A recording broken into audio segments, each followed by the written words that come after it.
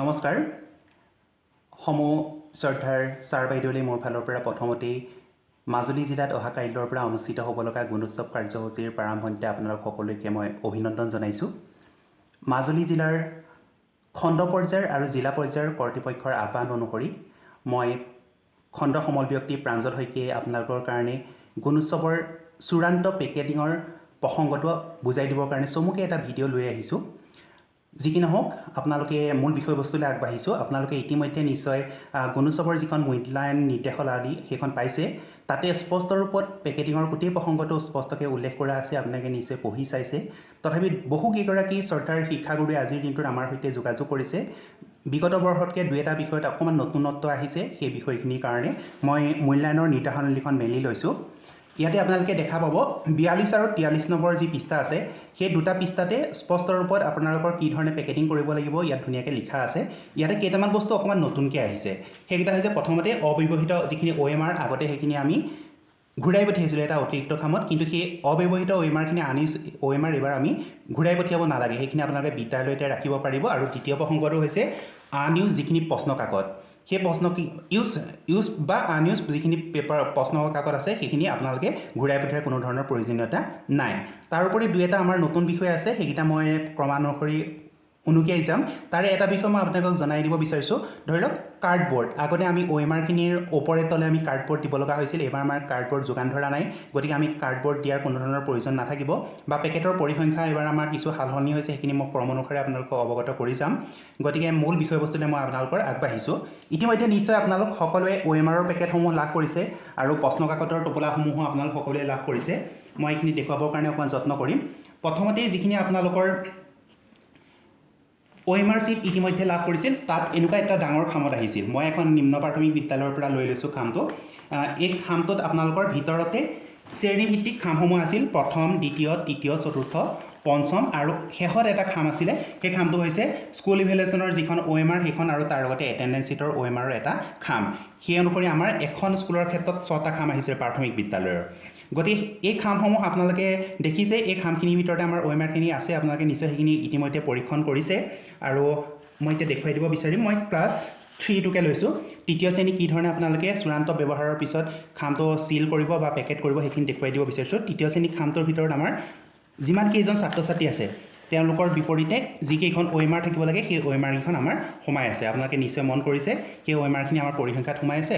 আপোনালোকে OMRখিনি যেতিয়া ব্যৱহাৰ হ'ব, নিৰ্দিষ্ট এক্সটাৰ্নেল ইভেলুৱেশ্যনৰ দিনটোত ব্যৱহাৰ হ'ব, তাতে আপোনালোকৰ মিডিয়াম হওক, লেংগুৱেজ হওক, টেক্সট বুকলেট ছিৰিজ হওক, ডে হওক, তেনেকুৱা ধৰণৰ গোটেই বস্তুখিনি দাঁড় কৰিলে ছাত্ৰ ছাত্ৰীয়ে তেওঁলোকৰ MCQৰ পাৰ্টটো সম্পূৰ্ণ কৰিলে, শিক্ষকসকলে স্কিলৰ পাৰ্টটো সম্পূৰ্ণ কৰিলে, তাৰপিছতে প্ৰধান শিক্ষকগৰাকীয়ে স্বাক্ষৰ কৰিব আৰু তাৰ লগতে বহি নিৰীক্ষকগৰাকীয়ে ইয়াতে স্বাক্ষৰ কৰিব। সেই স্বাক্ষৰ কৰাৰ পিছত OMRখিনি আমাৰ পেকেটিঙৰ কাৰণে প্ৰায় সাজু হৈ উঠে। আৰু দিনটোৰ শেষৰ ফালে আপোনালোকে সেইখিনি পেকেট কৰিবলৈ যাওঁতে যিটো খামত আহিছিল সেই খামটোতে আকৌ এবাৰ ভৰাব। এইখিনি তৃতীয় শ্ৰেণী OMR, গতিকে তৃতীয় শ্ৰেণীৰ যিটো খাম আছিল সেই খামটোতে আপোনালোকে গোটেই OMRখিনি ভৰাব। OMRখিনিৰ লগত আপোনালোকে আৰু কি দিব সেইটো মই দেখুৱাই দিছোঁ আপোনালোকক। তৃতীয় শ্ৰেণীৰ যিখন এটেণ্ডেঞ্চ চিট থাকে, তৃতীয় শ্ৰেণীৰ এটেণ্ডেঞ্চ চিটখন আপোনালোকে বাছি ল'ব। তৃতীয় শ্ৰেণীৰ এটেণ্ডেঞ্চ চিটখন অৰিজিনেল কপিটো দিব। ইতিমধ্যে আপোনালোকক জেৰক্স কৰি ইয়াৰ অতিৰিক্ত 3টা বা 4টা ছেট কৰি ল'বৰ কাৰণে কোৱা হৈছে।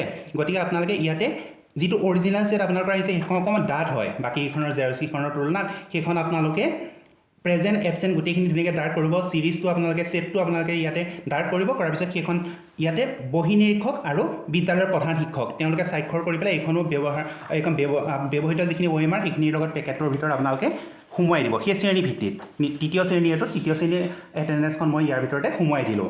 সোমোৱাই দিয়াৰ পিছত এই খামটো আমাৰ সম্পূৰ্ণ হৈছে। গতিকে আমি খামটো হয় আপোনালোকে আঠা দি দিব, নহ'লে আমাৰ এটা কাৰ্টুন টেপ দিয়া হৈছে। আঠা বা কাৰ্টুন টেপেৰে আপোনালোকে ধুনীয়াকৈ খামটো চিল কৰি দিব। মন কৰিব আমাৰ যাতে পেকেটৰ ভিতৰত গোটেই বস্তুকেইটা সোমায়। কি বস্তু আছিলে আমাৰ OMR চিট আৰু তাৰ লগতে এটেণ্ডেঞ্চ চিটটো। সেই অনুসৰি আপোনালোকে প্ৰত্যেকটো শ্ৰেণী প্ৰথম, দ্বিতীয়, তৃতীয়, চতুৰ্থ, পঞ্চম বা ওপৰ শ্ৰেণী হ'লেও সেই গোটেই শ্ৰেণীখিনি নিৰ্দিষ্ট খামসমূহ আপোনালোকে চূড়ান্ত কৰিব। তাৰপিছতে আমাৰ অতিৰিক্ত খামটো আহিব, সেইটো হৈছে স্কুল ইভেলুৱেশ্যনৰ যিটো ফৰ্ম। তাতে আপোনালোকে স্কুল ইভেলুৱেশ্যনৰ যিখন OMR থাকে সেই OMRখন স্কুল ইভেলুৱেশ্যনৰ OMRখন এক্সটাৰ্নেলগৰাকীয়ে সম্পূৰ্ণ কৰিব। তাতে তেখেতে স্বাক্ষৰ কৰিব। সম্পূৰ্ণ কৰি হোৱাৰ পিছতে সেইখন তাত ভৰাই দিব।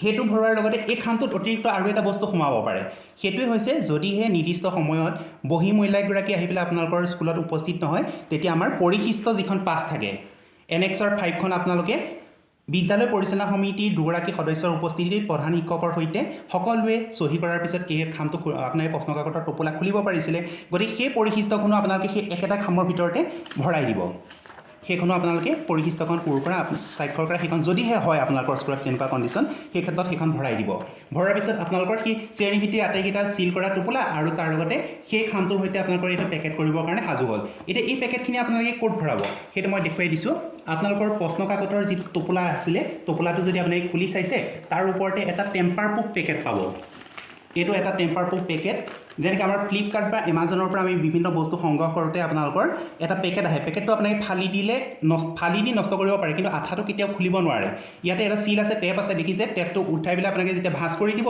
তাৰ লগতে এইটো শিল হৈ যাব সেইটো আপোনালোকে চূড়ান্ত অৱস্থাতহে কৰিব যেতিয়া একেবাৰে নিশ্চিত হ'ল ভিতৰত সকলো বস্তু সোমাল তেতিয়াহে সেই টেপটো খুলি পেলাই আপোনালোকে আঠাটো দিব নহ'লে আপোনালোকৰ টেম্পাৰ প্ৰুফ পেকেটটো আপোনালোকৰ নষ্ট হৈ যাব গতিকে সেই ক্ষেত্ৰত যথেষ্ট সজাগ হ'ব সেই টেম্পাৰ প্ৰুফ পেকেটটোৰ ভিতৰত আপোনালোকৰ যিমানকেইটা খাম হৈছিলে আটাইকেইটা খাম অতি সযতনে আপোনালোকে ভৰাই দিব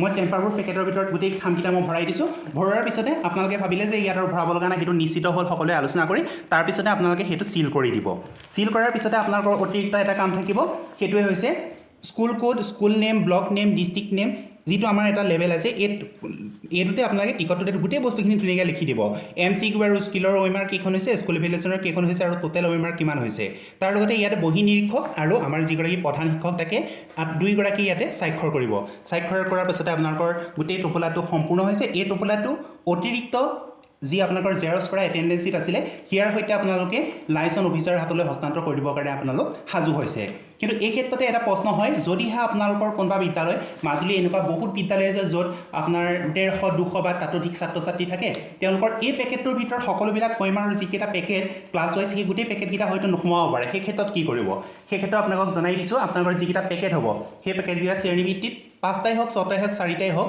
আপোনালোকে সেই পেকেটকেইটা ধুনীয়াকৈ সাজু কৰিব আপোনালোকলৈ অলৰেডি আপোনালোকৰ প্লাষ্টিকৰ কিছুমান পলিথিনৰ নিচিনাকৈ পঠিওৱা হৈছে সেইখিনি আপোনালোকে ধুনীয়াকৈ এই পেকেটটো ধুনীয়াকৈ সেই পলিথিনটোৱে মাৰিব আৰু যিটো কাৰ্টুন টেপ থাকে সেইটোৱে ধুনীয়াকৈ এবাৰ মেৰিয়াই ল'ব কাৰ্টুন টেপটোৰ সৈতে গোটেই পেকেটকেইটা ধুনীয়াকৈ পলিথিনৰ সৈতে যাতে টেম্পাৰ প্ৰুফ পেকেটটোৰ নিচিনা একেই হৈ পৰে তেনেকুৱা কৰিব তাৰ ওপৰত চূড়ান্তভাৱে আপোনালোকে টেম্পাৰ প্ৰুফ পেকেটটো লগাই দিব লগাই পুনৰ আকৌ এবাৰ আপোনালোকে যিটো কাৰ্টুন টেপ আছে কাৰ্টুন টেপটোৱে ধুনীয়াকৈ এই টিকটটো ওলাই থকাৰ বাদে এই অংশটোৰ বাদে গোটেই বস্তুটো যাতে ঢাক খাই পৰে ধুনীয়াকৈ লগত লাগি যায় সেই অনুসৰি আপোনালোকে কাৰ্টুন টেপেৰে গোটেই বস্তুটো চিল কৰি পেলাই ধুনীয়াকৈ মাৰি দিব আৰু সেই বস্তুটোৰ পিছতে আপোনালোকে সেইটো এওঁলোক আপোনালোকে হস্তান্তৰ কৰিব পাৰিব গতিকে পেকেজিঙৰ ক্ষেত্ৰত মোৰ ক'বলগীয়া চমুকৈ ইমানেই আছিলে খুব খৰখেদাকৈ মই বস্তুটো উপস্থাপন কৰিবৰ কাৰণে যত্ন কৰিছোঁ যদি আপোনালোকৰ কিবা সংশোধন থাকে তেতিয়াহ'লে আপোনালোকে বা প্ৰশ্ন থাকে সেইটো আমাৰ লগত পোনপটীয়াভাৱে যোগাযোগ কৰিব আমি সেইটো জনাবৰ কাৰণে প্ৰয়াস কৰিম এই ক্ষেত্ৰতে মই আৰু এটা বস্তু জনাইছোঁ আপোনালোকৰ হয়তো প্ৰশ্ন হ'ব পাৰে যে টপ চিট যোৱাবাৰলৈকে আমাৰ এইটো ছাইডত এই কুপনটো আছিল ইয়াৰ ওপৰত আমি বস্তুখিনি লিখিব লগা হৈছিল আৰু